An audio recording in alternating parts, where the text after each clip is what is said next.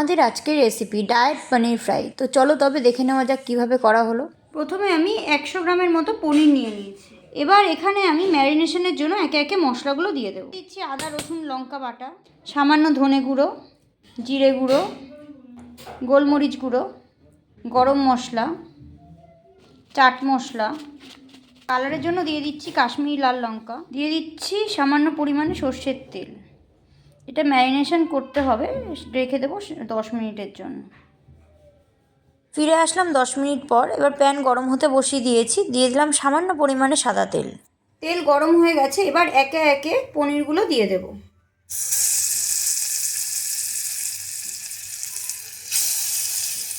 সব পনিরগুলো দিয়ে দিয়েছি। এবার একদিক ফ্রাই হয়ে গেলে উল্টো পিঠ ঘুরিয়ে দেব। আমি উল্টো দিক ঘুরিয়ে দিয়েছি, দেখো কি সুন্দর ফ্রাই হচ্ছে। আমাদের ফ্রাই অলমোস্ট ডান, দেখতেই পাচ্ছ। এবার গ্যাসের ফ্লেমটা আমি অফ করে দিচ্ছি। রেডি হয়ে গেছে আমাদের ডায়েট পনির ফ্রাই। দেখো দেখতে কতটা লোভনীয় হয়েছে, খেতেও ঠিক তেমনই সুস্বাদু হয়েছে।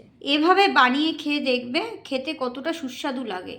আর যদি রেসিপিটি ভালো লেগে থাকে তাহলে অবশ্যই লাইক, কমেন্ট এবং শেয়ার করে দেবে। Thank you.